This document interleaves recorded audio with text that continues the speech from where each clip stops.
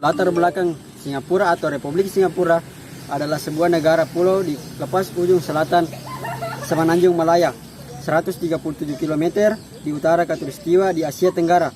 Negara ini terpisah dari Malaysia oleh Selat Johor di utara dan Kepulauan Riau Indonesia di Selat Singapura di selatan.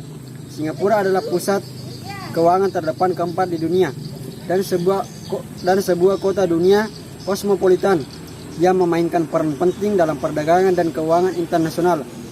Pelabuhan Singapura adalah salah satu dari 5 pelabuhan tersibuk di dunia. Singapura memiliki imigrasi yang panjang, penduduknya yang beragam, berjumlah 5 juta jiwa, terdiri dari Cina, Melayu, India, dan berbagai keturunan Asia. 42% penduduk Singapura adalah orang asing yang bekerja dan menuntut ilmu di sana. Pekerja asing membentuk 50% dari sektor jasa. Negara ini adalah terpadat kedua setelah Monak. Kearney menyebut Singapura sebagai negara paling terglobalisasi di dunia dalam indeks globalisasi tahun 2006. B. Rumusan masalah. Dengan berpedoman pada uraian yang ada pada latar belakang yang telah dikemukakan sebelumnya, SKS dipandang perlu untuk melakukan perumusan masalah secara umum, yaitu 1. Bagaimana sejarah sistem pemerintah negara Singapura, bagaimana iklim politik negara Singapura, bagaimana konstitusi negara Singapura. Pembahasan deskripsi awal mengenai negara Singapura. Nama resmi Republik Singapura. Bahasa resmi Mandarin, Inggris, Melayu, Hokkien, Kanton, Teochew, Tamil, dialek Cina lainnya. Ibu kota Singapura. Luas wilayah 682 km. Populasi Singapura per 2004 adalah 4.353.900 orang. Singapura di utara berbatasan dengan Selat Johor, di selatan dengan Selat Singapura, di barat dengan Selat Malaka, di timur dengan Selat Singapura. Singapura tidak punya batas dengan negara manapun. Garis pantai negara ini 193 km. Penduduk 5.462 orang. Etnis Cina 76%, Melayu 13%, India 7%, lainnya 1,4%. Agama Buddha, Islam, Tao, Hindu, Katolik, Kristen lain dan tidak beragama. Jenis kebahasaan Republik. Bentuk negara kesatuan. Sistem pemerintahan parlementer. 2. Sejarah sistem pemerintahan Singapura. Politik di Singapura telah didominasi oleh People Action Party atau PAP sejak pemilihan umum tahun 1959. Ketika Lee Kuan Yew menjadi Perdana Menteri pertama Singapura atau ketika Singapura memiliki pemerintahan sendiri dalam kerajaan Inggris. PAP telah menguasai pemerintahan dan memenangkan setiap pemilu sejak saat itu. Singapura meninggalkan persemakmuran Inggris pada tahun 1963 untuk bergabung dengan Federasi Malaysia, namun diusir dari federasi pada tahun 1965 setelah Lee Kuan Yew tidak setuju dengan pemerintah federal di Kuala Lumpur. Analisa dari politik luar negeri dan beberapa partai oposisi termasuk Workers' Party of Singapore dan Singapore Democratic Party atau SDP berpendapat bahwa Singapura secara de facto merupakan negara dengan satu partai. Ekonomis Intelligence Unit mengklarifikasikan Singapura sebagai negara hibrid dengan elemen otoriter dan demokratis. Freedom House tidak menganggap Singapura sebagai negara demokrasi elektoral dengan mengkategorikan Singapura sebagai tidak sepenuhnya bebas.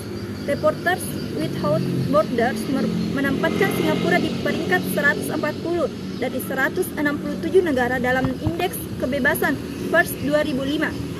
Hal tersebut membuat PAP dituduh telah mempekerjakan penyensor, pengkongkolan, dan mengajukan gugatan perdata terhadap oposisi atau pencemaran nama baik atau fitnah untuk menghambat keberhasilan mereka.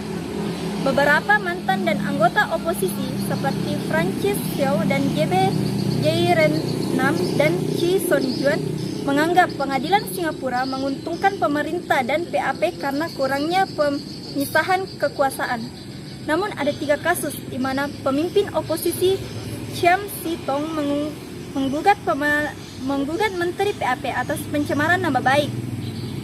Sistem pemerintahan di Singapura mirip dengan Inggris. Presiden ibaratkan Ratu Inggris yang hanya sebagai jabatan seremonial atau formalitas.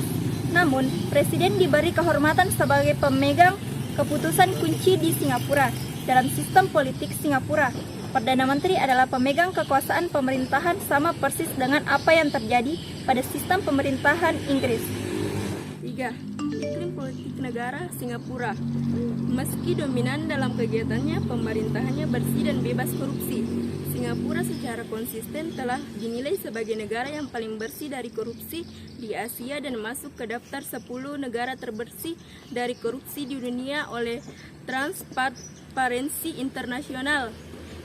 Indikator pemerintahan Bank Dunia juga menilai baik Singapura dalam aturan hukum, pengendalian korupsi, dan efektivitas pemerintahan. Namun banyak yang menganggap bahwa Singapura kurang baik dalam hal proses politik, kebebasan sipil dan politik, serta hak asasi manusia yang kurang. Meskipun hukum di Singapura diwariskan dalam hukum Inggris, PAP secara konsisten menolak nilai-nilai demokrasi liberal yang identik dengan budaya barat dan menyatakan bahwa tidak boleh ada solusi satu ukuran memuat semuanya.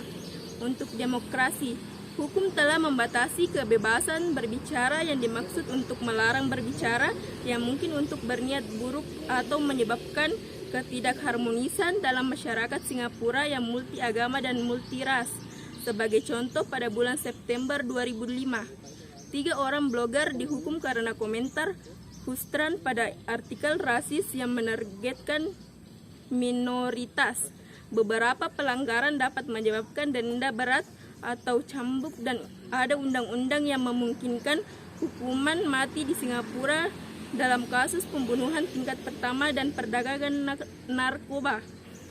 Amnesty International mengkritik Singapura dan dikatakan memiliki tingkat kemungkinan eksekusi per kapita tertinggi di dunia.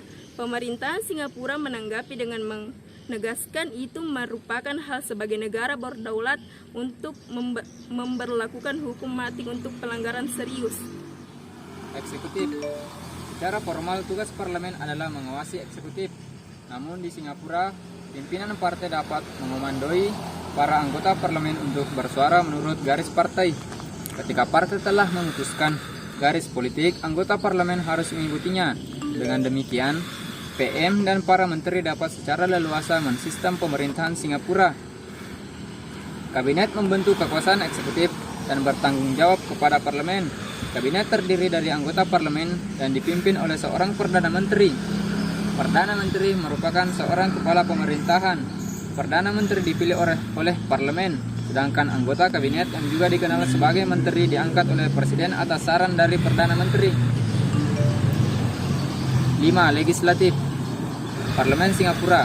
Parlemen Singapura adalah penguasa legislatif di Singapura dengan presiden sebagai kepala sebelum merdeka pada tahun 1965.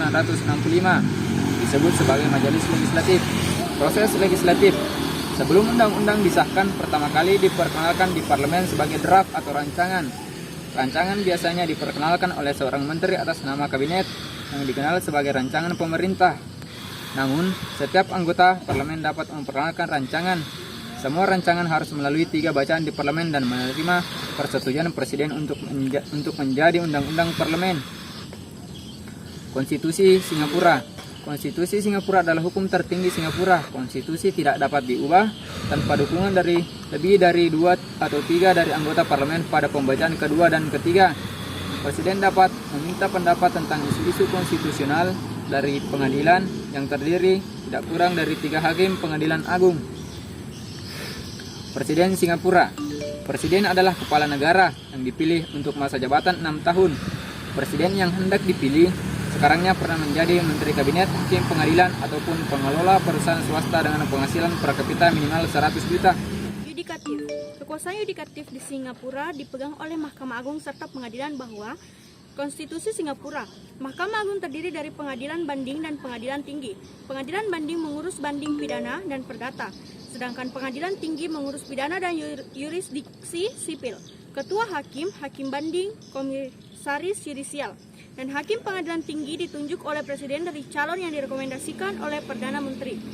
Perdana Menteri harus berkonsultasi dengan Ketua Mahkamah Agung sebelum merekomendasikan hakim. Pemilihan umum dan partai politik Singapura. Pemilihan umum diwajibkan di Singapura sejak 1959. Usia pemilihan yang sah adalah 21 tahun. Departemen Pemilihan Singapura bertanggung jawab atas perencanaan, persiapan dan pelaksanaan pemilihan baik pemilihan presiden, parlemen, dan setiap referendum nasional di Singapura.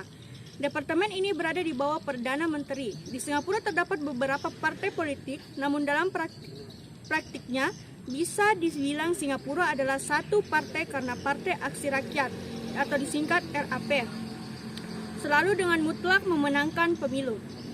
Sekilas demokrasi yang ada di Singapura memang seperti demokrasi-demokrasi di negara-negara lain yang juga menggunakan paham ini. Namun, apabila dilihat lebih ke dalam, demokrasi di Singapura merupakan demokrasi yang tidak demokratis. Mengapa? Jawabannya itu terletak pada PAP atau People Action Party atau Partai Aksi Rakyat. Partai yang berdiri pada 1959 ini merupakan partai penguasa tetap. PAP mendominasi seluruh sistem politik di negeri Singa. Para Perdana Menteri Singapura kebanyakan berasal dari partai ini, mulai dari Lee Kuan Yew hingga Lee Hsien Loong. Mendominasinya PAP sepanjang sejarah negara itu hingga hari ini. Praktis membuat kehidupan politik di Singapura stagnan dan tidak berkembang meskipun terdapat pemilihan umum yang diselenggarakan setiap 4 tahun sekali. Meskipun cengkraman PAP begitu kuat dalam kehidupan politik di Singapura, sehingga negara itu terlihat otoriter dan bertindak tegas terhadap hal-hal yang bersih dan korupsi. Kesimpulan, sejarah sistem pemerintahan negara di Singapura dimulai ketika politik di Singapura telah didominasi oleh People Action Party atau PAP. Sejak pemilihan umum 1999, ketika Lee Kuan Yew menjadi Perdana Menteri pertama Singapura, ketika Singapura memiliki pemerintahan sendiri dalam kerajaan Inggris, PAP telah menguasai pemerintahan dan memenangkan setiap pemilu sejak itu. Negara Singapura memiliki jenis kekuasaan republik, bentuk negaranya adalah kesatuan, dan sistem pemerintahan parlementer. Sistem pemerintahan negara adanya lembaga-lembaga yang bekerja dan berjalan saling berhubungan satu sama lain menuju tercapainya tujuan penyelenggaraan negara. Lembaga-lembaga negara dalam suatu sistem politik meliputi 4 institusi pokok, yaitu eksekutif, legislatif, yudikatif. Selain itu terdapat lembaga lain atau unsur lain seperti parlemen. Demikian dapat kami paparkan mengenai materi ini yang menjadi pokok pembahasan dalam makalah ini. Tentunya masih banyak kekurangan dan kelemahannya karena terbatasnya pengetahuan dan kurangnya rujukan atau referensi yang ada hubungannya dengan judul makalah ini.